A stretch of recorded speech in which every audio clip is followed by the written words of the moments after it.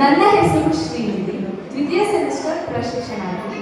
ಈಗ ನಾನು ಸೀತಾ ಮನದ ಶಾಂತಿಯನ್ನು ಕೆಡಿಸಿದ ರಾವಣ ಈ ಪಾತ್ರವನ್ನು ಮಾಡುತ್ತಿದ್ದೇನೆ.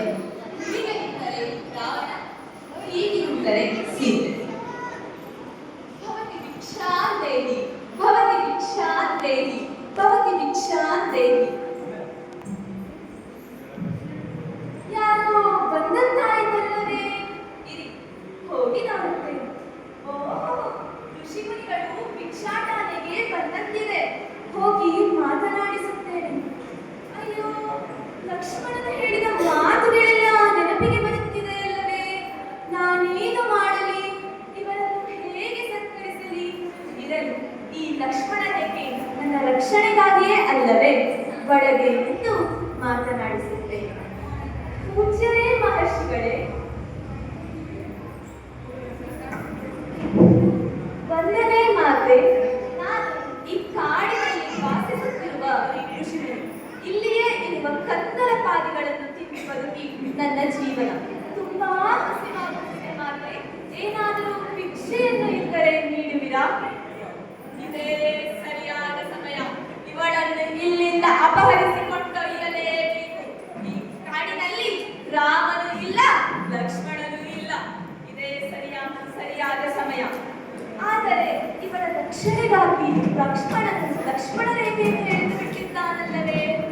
ಇರಲಿ, ಮೊದಲು ಇವಳಿಗೆ ವಿಶ್ವಾಸ ಮೂಡಿಸುವಂತೆ ಮಾಡುತ್ತೇನೆ, ನಂತರ ರೇಖೆ ದಾಟುವಂತೆ ಮಾಡುತ್ತೇನೆ. ಅಯ್ಯೋ ಋಷಿಮುನಿಗಳೇ, ಅಲ್ಲೇಕೆ ನಿಂತು ಬಿಟ್ಟಿದ್ದೀರಿ? ಬನ್ನಿ ಒಳಗೆ. ಅಯ್ಯೋ ದೇವ, ಇವರನ್ನು ನಾನು ಹೇಗೆ ಸತ್ಕರಿಸಲಿ? ಇದೆಂತ ಸಂಕಟವಿದು. ಇರಲಿ, ಈ ರೇಖೆಯ ಒಳಗೆ ನಿಂತು ಭಿಕ್ಷೆಯನ್ನು ನೀಡುತ್ತೇನೆ. ಭಿಕ್ಷೆಯನ್ನು ತೆಗೆದುಕೊಳ್ಳಿ ಮಹರ್ಷಿಗಳೇ. ಏನಮ್ಮ ತಾಯಿ, ಅಷ್ಟು ದೂರದಲ್ಲಿ ನಿಂತು ಭಿಕ್ಷೆಯನ್ನು ನೀಡುತ್ತಿರುವ ಮನಸ್ಸಿಲ್ಲವೇ? ಬೇಡ, ನೀನು ಹೇಳಿದಂತೆ ನಾನು ಬರುವಂತಿಲ್ಲ. ಇನ್ನು ಕಾಡಿನಲ್ಲಿ ಆ ರಾಮನು ಇಲ್ಲ, ಲಕ್ಷ್ಮಣನೂ ಇಲ್ಲ. ಇಷ್ಟೊಂದು ಅಸಡ್ಡೆಯನ್ನು ತೋರಿಸುತ್ತಿರುವೆ. ನನ್ನ ತಂಗಿ ಶೂರ್ಪನಖಿ ಮೂಗನ್ನು ಕತ್ತರಿಸಿ ಹೇಗೆ ರೋಧಿಸಿದಳೋ ಅದೇ ರೀತಿ ನಿನ್ನ ಗಂಡ ಶ್ರೀರಾಮ ಸೀತೆಯ ಅಪಹರಿಸಿಕೊಂಡು ಹೋಗುತ್ತೇನೆ ನಾನು. ಆಗ ಶ್ರೀರಾಮನು ರೋಧಿಸುವಂತಾಗಬೇಕು. ಇರಲಿ ಇರಲಿ, ಈಗ ಈ ಜೋಳಿಗೆ ನಿನ್ನ ಭಿಕ್ಷೆಯನ್ನು ಹಾಕು. ಬಾ, ಇಲ್ಲಿ ಬಾ. ಬಂದೆಯಾ ಸೀತೆ? ಬಾ, ಬಂದೆಯಾ ಸೀತೆ? ಬಾ, ನನ್ನ ಹೃದಯಕ್ಕೆ ಬಾ, ಪ್ರಾಣಕ್ಕೆ ಬಾ, ಲಂಕೆಯ ಅಧಿಪತಿಯ ಹೃದಯದ ಅರಸಿಯಾಗುವಂತೆ ಬಾ. ಬಂದೆಯಾ ಸೀತೆ? ಬಾ, ಬಂದೆಯಾ ಸೀತೆ? ಬಾ.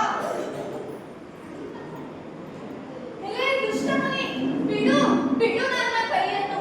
ಏಕೆ ಹೀಗೆ ಸೆಳೆಯುತ್ತಿರುವೆ? ಬಿಡು ಬಿಡು ನನ್ನ ಕೈಯನ್ನು. ನೀನು ಶೂರ್ಪನಖಿಯ ಅಣ್ಣನೇ, ರಾವಣನೇ. ನನ್ನ ಗಂಡ ಶ್ರೀರಾಮನಿದ್ದರೆ ನಿನ್ನ ತಲೆಯನ್ನೇ ಕತ್ತರಿಸುತ್ತಿದ್ದಾನೆ. ಬಿಡು ಬಿಡು ನನ್ನ